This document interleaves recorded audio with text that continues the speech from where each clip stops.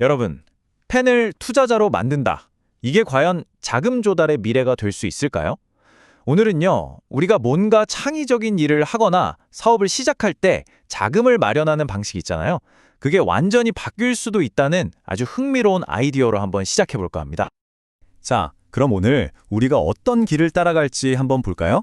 먼저, 왜 좋은 아이디어들이 돈을 못 구하는지 그 문제부터 시작해서요. 그 다음에 팬심이 어떻게 진짜 동이 되는지 그 방법을 알아보고 또 실제로 성공한 이야기들도 들어볼 겁니다. 마지막으로는 이 방식에 밝은 미래와 또 조심해야 할 점은 없는지 그 잠재력까지 한번 짚어보겠습니다. 네, 첫 번째 주제입니다. 소외된 이들을 위한 자금. 아니 정말 재능도 있고 아이디어도 반짝이는데 왜 전통적인 금융시장에서는 자꾸 외면당하는 걸까요? 바로 그 답답한 지점에서부터 이야기를 한번 풀어가 보죠. 자, 한번 생각해 보세요. 나 진짜 괜찮은 아이디어가 있는데 나를 믿고 응원해주는 사람들도 꽤 있는데 내가 가진 이 재능? 정말 특별한데? 어떠세요? 이런 생각 해보신 적 없으신가요? 분명히 가능성은 보이는데 이걸 어떻게 현실로 만들어야 할지 그 길이 막막했던 경험 아마 많은 분들이 고개를 끄덕이실 거예요. 사실 문제는 아주 간단하고 또 명확합니다. 기존의 금융 시스템, 그러니까 은행 같은 곳들은요, 우리의 잠재력이나 창의성보다는 눈에 딱 보이는 담보를 원하거든요. 앞으로 얼마를 벌지, 또 나를 응원하는 팬들이 얼마나 열성적인지, 이런 건 정말 엄청난 가치인데도 불구하고 그냥 보이지 않는다는 이유로 너무 쉽게 무시되곤 하죠. 자, 그렇다면 이 보이지 않는 열정, 이 팬심을 어떻게 진짜 자본으로 바꿀 수 있을까요? 바로 여기서 완전히 새로운 투자 모델이 등장합니다. 오늘 우리가 아주 깊게 파고들 주제가 바로 이거죠. 이 새로운 모델의 심장에는 바로 증권형 토큰 발행, 우리가 줄여서 STO라고 부르는 기술이 있습니다. 이게 뭐냐면요. 블록체인 기술을 이용해서 실제 자산, 예를 들면 어떤 사업체의 소유권 같은 걸 디지털 토큰으로 쪼개서 발행하는 거예요. 여기서 진짜 중요한 포인트는 예전에 막연했던 암호화폐랑은 완전 다르다는 겁니다. 이건 처음부터 금융 규제를 지키도록 설계됐어요. 그러니까 투명하게 운영하고 투자자를 보호하는 게 가장 핵심인 거죠. 근데 이런 STO 개념, 말만 들으면 좀 복잡하게 느껴지잖아요. 바로 이 기술을 우리 같은 보통의 창작자들이나 작은 사업가들도 쉽게 쓸 수 있게 현실로 만들어주는 곳이 바로 STO 샵 같은 플랫폼입니다. 말하자면 창작자의 꿈과 팬 투자자의 기대를 연결해주는 아주 튼튼한 다리라고 할 수 있겠네요. 자, 이 과정을 보시면 전체 그림이 딱 그려지실 거예요. 먼저 기획 단계에서 이 프로젝트가 미래에 정말 돈을 벌 수 있을지 꼼꼼하게 심사를 합니다. 통과가 되면 토큰을 발행해서 드디어 팬들이 투자자로 변신하는 거죠. 그리고 세 번째, 이 거래 단계가 정말 중요한데요. OTC, 즉 장외 시장을 통해서 투자자들이 원할 때 언제든지 토큰을 팔 수 있게 해주는 거예요. 묶이는 돈이 아니란 거죠. 그 다음엔 수익을 투명하게 분배하고 마지막으로 사업을 매각하거나 해서 최종 수익을 나누는 엑시트까지, 정말 창작자와 투자자 모두가 처음부터 끝까지 함께 가는 아주 체계적인 여정이라고 할 수 있습니다. 자, 좋습니다. 지금까지 이론적인 이야기를 좀 해봤는데요. 이제부턴 이게 그냥 뜬구름 잡는 소리가 아니라는 걸 보여주는 진짜 현실 속 이야기들을 만나볼 시간입니다. 과연 이 모델이 실제로 어떻게 돌아가는지 한번 보시죠. 먼저 IT 교육 유튜버 코코쌤의 이야기입니다. 이 한마디를 한번 들어보세요. 제 팬들이 투자자가 되어 함께 100억 원 가치의 교육 채널을 만들었습니다. 와, 정말 강력하지 않나요? 이 문장 하나가 그냥 숫자로만 보는 것과는 차원이 다른 그 안에 담긴 진짜 스토리를 느끼게 해주죠. 그리고 그 결과가 바로 이 숫자입니다. 16.6배. 이게 뭐냐면요.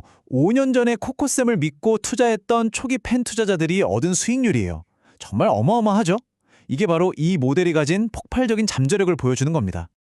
아니, 어떻게 이런 대성공이 가능했을까요? 과정을 좀 들여다보면요. 팬들로부터 3억 원을 투자받아서 당시엔 좀 열악했던 방송 환경을 전문 스튜디오로 싹 바꿨습니다. 그랬더니 채널이 구독자 8만 명에서 무려 150만 명으로 껑충 뛰어올랐죠. 결국 이 채널의 가치를 알아본 대형 교육기업에 100억 원에 매각됐고요. 그중 절반인 50억 원이 고스란히 초기에 믿어졌던 팬 투자자들에게 돌아갔습니다. 정말 동화 같은 이야기죠. 자, 이번에는 좀 다른 케이스를 볼게요. 사업이 아니라 한 사람의 잠재력 그 자체에 투자하는 모델입니다. 프로골퍼 이로운 선수의 말처럼 이건 그냥 돈을 대주는 걸 넘어서서 그 사람의 성공 여정을 함께하는 평생의 파트너가 되는 것에 더 가깝습니다. 이걸 인간 STO라고 부르는데요. 개념은 이렇습니다. 투자자들이 운동선수나 예술가 같은 개인의 훈련비나 여러 활동 경비를 지원해 주는 거예요. 그 대신 그 선수가 평생 동안 벌어들이는 수입의 일부를 나눠 갖는 거죠. 이 STO 모델이 얼마나 유연하게 또 창의적으로 적용될 수 있는지를 보여주는 아주 특별한 사례라고 할 수 있어요. 이로운 선수의 사례를 좀 더 자세히 뜯어보면요. 5억 원의 자금으로 해외에서 체계적인 훈련을 받을 기회를 얻었고요. 그 투자를 한 분들은 이 선수가 벌어들이는 모든 수입, 그러니까 대회 상금, 스폰서 계약금, 심지어 은퇴 후에 코치가 돼서 버는 돈까지 그 평생 수입의 30%를 나눠받게 됩니다. 물론 이런 평생 계약은 선수와 투자자 간에 엄청난 신뢰가 바탕이 되어야 하고 계약도 아주 정교하게 설계되어야겠죠. 어떻게 보면 투자자에겐 평생 연금이 생기는 거고 선수에겐 국민 스폰서가 생기는 정말 획기적인 구조인 셈입니다. 자, 지금까지 정말 희망적인 이야기들을 봤는데요.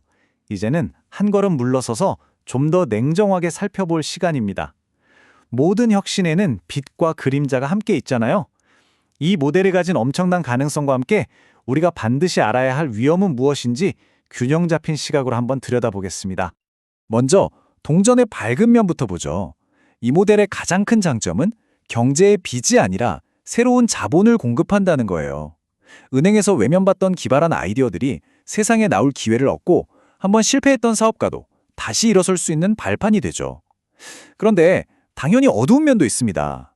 아시다시피 대부분의 새로운 도전은 실패하기 마련이잖아요. 그래서 원금 손실 위험이 아주 높고요. 또 나쁜 마음을 먹으면 사기를 칠 가능성도 있겠죠.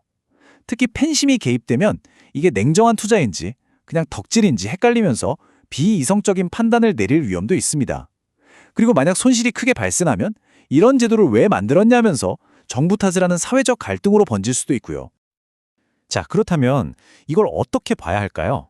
여기서 아주 중요한 관점이 나옵니다. 개별 투자 하나하나를 보면 실패할 위험이 분명히 있어요. 하지만 그 위험은 여러 투자로 분산시키면서 관리할 수 있습니다. 반면에 지금 우리나라 가계부채가 1,100조원이 넘는다고 하잖아요. 이 거대한 부채 시한폭탄을 그냥 외면하는 건 우리 경제 시스템 전체를 위협하는 훨씬 더 큰 위험이라는 거죠. 즉, 작은 위험을 감수해서 더 큰 시스템적 위험을 해결할 수 있다는 겁니다. 오늘의 이 긴 이야기를 마무리하면서 마지막으로 여러분께 이 질문을 한번 던져보고 싶습니다. 어쩌면 지금 여러분이 가슴속에 품고 있는 그 열정이, 여러분이 진심으로 믿는 그 가치가 다음 세상을 바꾸는 위대한 투자의 시작이 될 수 있지 않을까요?